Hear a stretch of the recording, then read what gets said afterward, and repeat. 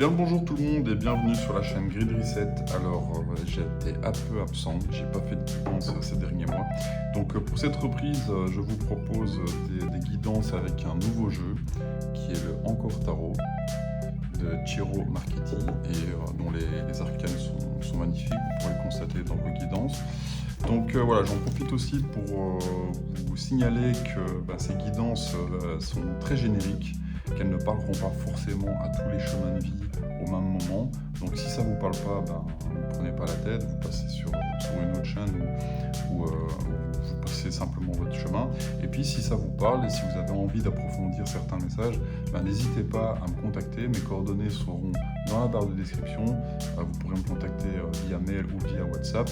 Et aussi, j'en profite aussi pour vous signaler que j'ai suivi une formation au tarot avec Jérémy Beck, qui a sa chaîne officielle, qui est un très bon cartomancien et que je suppose vous connaissez également si vous suivez un peu les guidances sur YouTube.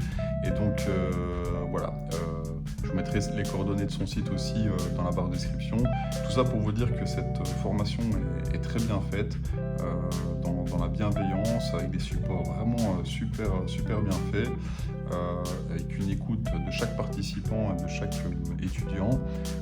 Jérémy et son ami Jérôme ont fait vraiment un super travail pour présenter et proposer une formation au tarot de manière très ludique et pédagogique. Donc voilà, si vous avez envie aussi d'apprendre le tarot, n'hésitez pas à aller y faire un tour pour la prochaine session de formation. Et en attendant, moi je vous souhaite une bonne guidance. Ciao! Hello les chemins de vie 2, bienvenue sur Green Reset pour votre guidance du mois d'août 2024.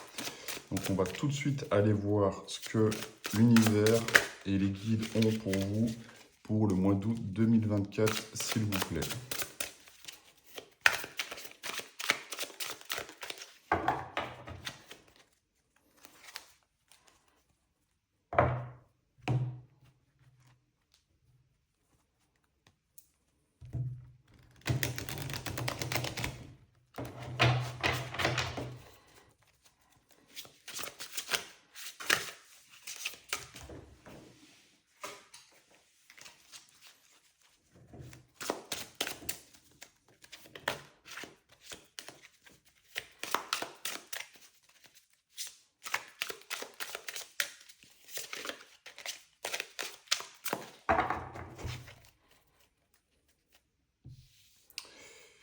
Allez, c'est parti, on va déjà aller voir ce que la coupe dit. Alors, l'amoureux, donc potentiellement un choix à faire, un choix de cœur ou de raison. Ça, c'est vous qui déciderez, choisir, se renoncer. Et le 6 d'épée. Ouais, c'est marrant, c'est des cartes qui étaient aussi pour le chemin de vie 1. Donc, une fois que vous avez fait peut-être un choix assez difficile, en tout cas qui vous demandera de choisir avec vraiment votre cœur, peut-être que vous allez vous amorcer un voyage. Avec un 6 d'épée, on quitte certaines barrières. Ça peut être un déplacement vraiment physique ou juste une autre manière de voir les choses, de penser, de communiquer. On va aller voir pour le reste des cartes.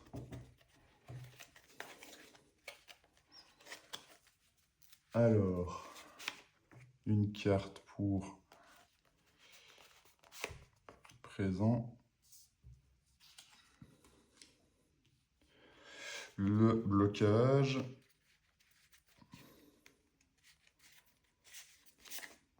Passé récent. Le conscient. L'inconscient.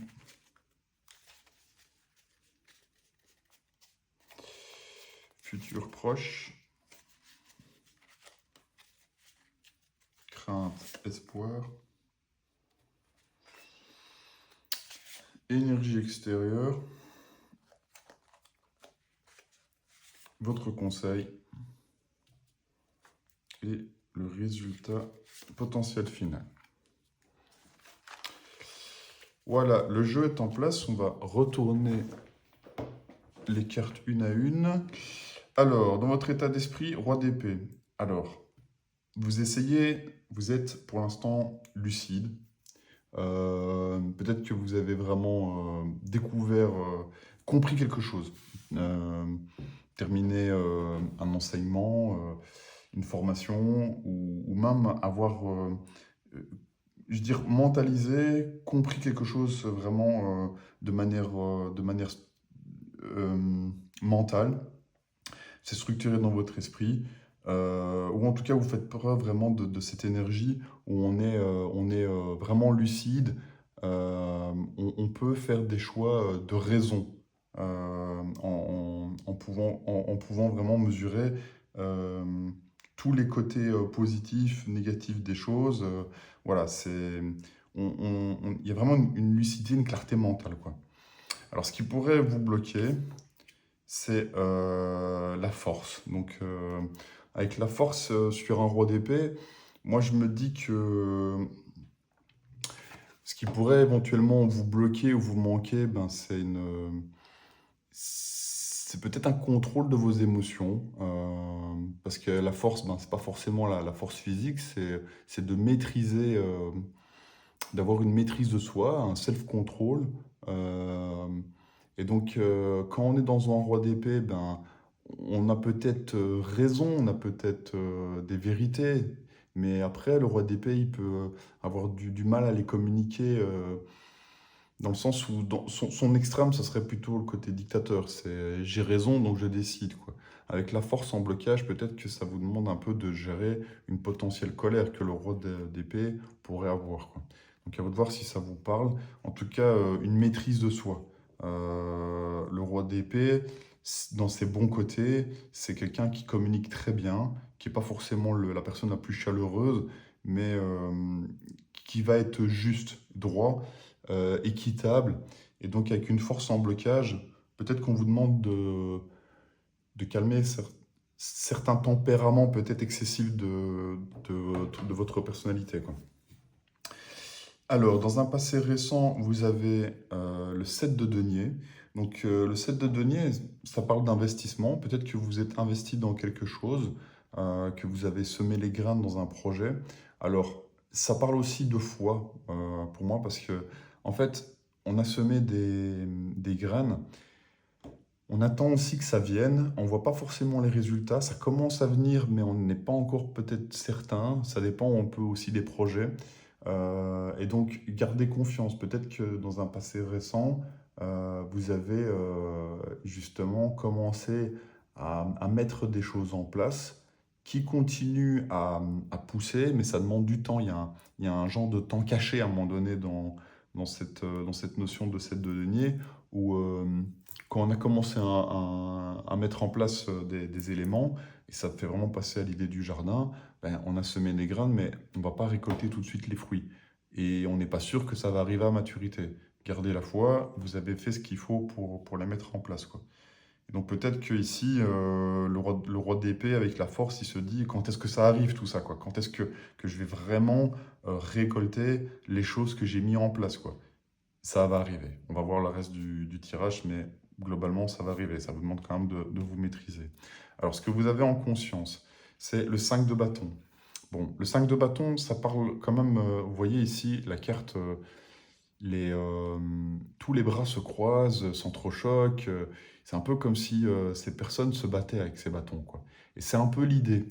Alors, il n'y a pas forcément de conflit, on n'en vient pas forcément aux mains, mais c'est possible qu'il y ait une certaine discorde, désentente, désorganisation surtout. L'idée du 5 de bâton, c'est qu'on veut construire quelque chose ensemble, notamment avec peut-être le 7 de denier, peut-être que vous êtes investi avec d'autres personnes. Et là, ça commence, comme le 7 de denier, il est assez lent à arriver, peut-être qu'il y a des gens qui perdent un peu patience. Peut-être que le roi d'épée, là, il perd un peu patience et qu'il a besoin de force pour se maîtriser. Et donc, le truc, c'est que on voit que ça se structure plus très bien, en fait. On n'est pas tout à fait d'accord sur la manière dont on doit vraiment assembler les choses, dont on doit construire pour que ça marche. Et donc avec un 5 de bâton, il y a un peu ouais, des ententes, des organisations, quoi, dans votre projet. ça parle enfin, d'autres personnes, hein. Je veux dire, vous n'êtes pas le seul, hein. Je veux dire, après, on peut, on peut se battre tout seul dans sa tête, quoi, mais c'est déjà un peu plus compliqué. Ce que vous n'avez pas en conscience, c'est l'as de coupe. Alors, ça, c'est une bonne carte, c'est très bien, parce qu'en fait, c'est un potentiel. Le potentiel d'être émotionnellement en joie, en tout cas, quelque chose qui va nous mettre dans un bien-être avec un as de coupe, c'est potentiellement des émotions nouvelles ou fortes vont arriver pour nous apporter une certaine joie, bonheur. Et donc, en fait, ça, vous n'en avez pas spécialement conscience. Ça veut dire que euh, votre inconscient fonctionne comme ça. Vous faites les choses sans y penser, quoi. Et, et donc, ben, peut-être que vous ne voyez pas cette opportunité, peut-être que vous ne voyez pas ce nouveau potentiel, mais dans tous les cas, il est là, quoi. Donc, peut-être à voir avec les autres cartes et comment ça vous parle, mais voilà, il y a certainement un potentiel que vous n'avez pas vu jusqu'à maintenant, quoi. Surtout si vous êtes vraiment focalisé sur le roi d'épée qui veut maîtriser, enfin, qui essaye de maîtriser ce qu'il a semé avec des conflits avec d'autres personnes, ou en tout cas une, euh, une certaine désorganisation de ce qui a déjà été mis en place, que ce soit dans votre vie professionnelle ou sentimentale ou familiale, ça, à vous de voir le domaine. Ici, c'est vraiment en général, quoi. Alors, dans un futur proche, vous avez le 8 de denier. Donc, c'est bien parce qu'en fait, après le 7 de denier, on arrive au 8. Donc, je pense que vous allez restructurer un peu votre mental. Le roi d'épée, il va redevenir lucide. Il va s'apaiser et peut-être dompter un peu son impatience, parce que dans le 7 de denier, on a de l'impatience, euh, qui est peut-être concrétisé aussi avec le 5 de bâton, ou surtout si c'est un projet qui se fait à plusieurs, bah, peut-être que tout le monde ne voit pas les mêmes résultats et que vous êtes relativement confiant, mais vous devez un peu équilibrer ça.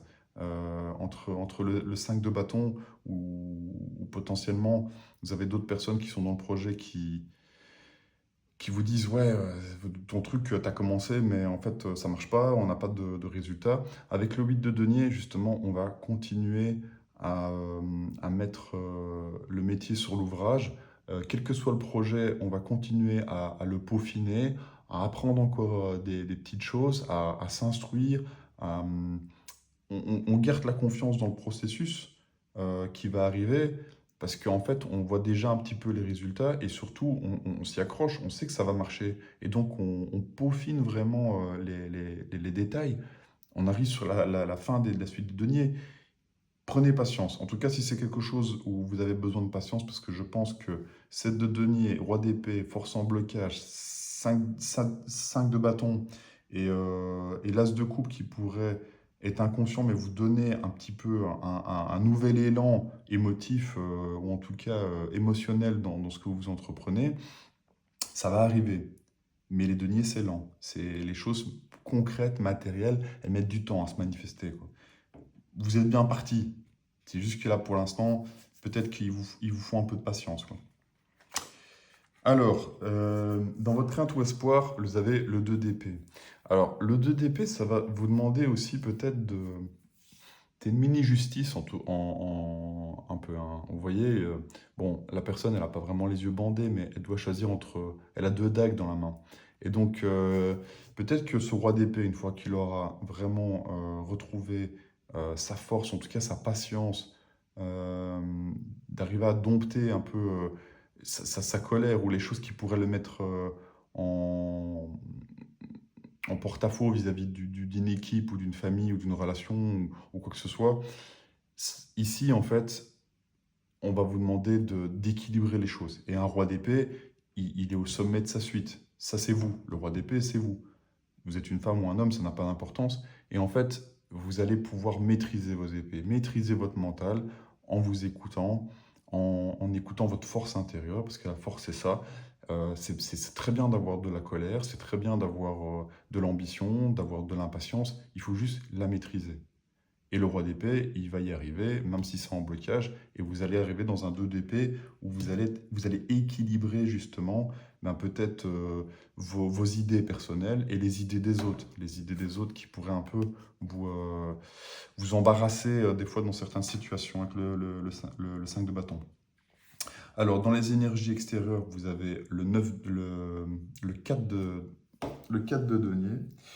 Alors, énergie extérieure, 4 de denier, il y a quand même beaucoup de deniers dans votre tirage. Ça peut parler de quelqu'un qui va un peu, pas être radin, c'est possible, hein, mais monopoliser un peu ses ressources, en tout cas les protéger. Il va protéger ses ressources. Donc peut-être que ça peut venir aussi de là, c'est que dans votre contexte familial ou personnel ou entre amis, il y a peut-être quelqu'un qui a un peu du mal à lâcher, pas forcément ses deniers, son argent, hein, ça peut parler de ça, mais aussi bien de son temps, de s'investir. Donc concrètement, il y a peut-être quelqu'un qui paraît protéger ses ressources, quelles qu'elles soient. Son temps, son argent, c'est quelque chose de concret. C'est possible que vous ayez quelqu'un comme ça, et c'est clair que ça peut être un peu une source de conflit. Bon, ce qu'il faut savoir avec le cadre de denier, c'est que la personne, elle a ses raisons aussi de protéger ses ressources. Donc, des fois, on le fait un peu de manière abusive, c'est vrai. Ça peut faire penser un peu à Picsou pour les gens qui sont de ma génération, qui ont vu ce dessin animé. Mais c'est pas toujours le cas. Des fois, on protège ses ressources parce qu'on a des bonnes raisons. Tout dépend de votre contexte, avec qui vous êtes, quoi. Est-ce que c'est en famille ou entre amis ou entre collègues? Euh, dans un projet, ben, peut-être que cette personne, elle a des raisons de protéger aussi ses ressources, qu'elle a besoin de temps, qu'elle a besoin d'argent pour elle ou sa famille. Donc à vous de voir un peu comment ça peut résonner pour vous. Alors, dans votre conseil, vous avez la tempérance. C'est marrant parce que la tempérance, ça fait un peu penser aussi à la force. Tempérance, patience, tolérance. Tout ça, ça rime, mais je pense que c'est un peu cet équilibre-là que le jeu vous demande de trouver. Dans tout ce que vous vivez là, c'est possible qu'on vous demande un peu de mettre de l'eau dans votre vin, de faire preuve d'un côté un peu magnanime. D'accord? Donc, vous êtes dans une situation, je pense, où il y a un petit peu pas forcément des conflits, mais un petit peu peut-être un manque d'investissement, un manque de motivation, ou justement, où tout le monde n'est pas d'accord dans la façon dont on va gérer les choses. Mais vous, en tant que roi d'épée, avec la force qui pourrait parfois un peu vous bloquer, mais vous allez vous tempérer, je pense que ça va marcher. On va voir le résultat final, mais en tout cas, ça vous demande, ouais, de... Je pense que ça peut parler vraiment des gens, à des personnes vraiment spécifiques, hein, vous me direz dans les commentaires. Mais bon, en même temps, avec un chemin de vie 2, ça vous demande aussi un peu de gérer souvent deux choses. Souvent, on est dans l'union avec le 2 et ben, des fois, ça se passe pas non plus comme un long fleuve tranquille, mais voilà, ça arrive et puis on vous demande de gérer cet événement ben, en bon père ou en bonne mère de famille avec le roi d'épée, quoi. Et le résultat potentiel final, c'est le diable. Alors, ça peut faire peur, le diable. Alors, ça peut parler. Moi, ça me parle ici, hein, surtout avec ce que je vois, avec peut-être une force en blocage. Ça peut parler un peu d'ego. Alors, le prenez pas forcément mal, ou prenez-le comme vous voulez. Après, si ça vous parle pas, vous changez de chaîne. Mais c'est possible que dans toute cette histoire, au final, ben, il y a quand même en fait une part de vous qui est peut-être un peu blessée, où vous avez envie de faire parler plus l'ego que vraiment votre raison. Le roi d'épée, il est plus dans la raison. Et avec un manque de force, si vous n'arrivez pas à vous tempérer dans une situation un peu comme ça, conflictuelle, où les gens ben, se chamaillent, certains protègent un peu leurs ressources, ben, c'est possible qu'en fait, vous placiez euh, un peu en dictateur, quoi. Le roi d'épée va se muer en dictateur, et donc faire apparaître un peu un côté plus, ouais, j'aime pas dire diabolique parce qu'en fait, c'est un archétype, hein, le diable. Mais ouais, moi, je ressens quand même une part d'ego à mettre de côté un peu avec le diable. Après, en sachant ça, si ça vous parle et que vous en êtes conscient, ben, à vous de tempérer aussi et d'aligner un peu vos énergies pour justement ne pas tomber dans ce côté un peu égocentrique du truc où vous allez peut-être décider à la place des autres et je veux dire faire preuve de peut-être pas de malveillance, mais en tout cas de masque ou de comment je veux dire de ruse, de un peu de manipulation, c'est possible qu'il y en ait un peu, ouais. Donc après, ça peut venir de l'extérieur, quoi, mais j'ai plutôt l'impression que ici, si c'est un tirage vraiment à quelqu'un à qui ça doit parler, c'est plutôt une situation qui va vous mettre un peu dans l'embarras et dans lesquels vous pourriez retomber dans des schémas qui ne sont pas forcément alignés avec vous, dans lesquels vous n'êtes pas spécialement fier, mais c'est des choses auxquelles vous êtes attaché. On est un peu, on est un peu comme ça avec le diable, c'est que on a parfois des comportements euh, dont on n'est pas spécialement fier ou conscient, mais on continue à les nourrir et à les faire fonctionner. Donc voilà, je vais m'arrêter là. Si jamais ben, ça vous parle, n'hésitez pas à mettre des commentaires. Et vous avez mes coordonnées dans la barre de description si vous voulez me contacter pour une guidance privée. À bientôt, ciao!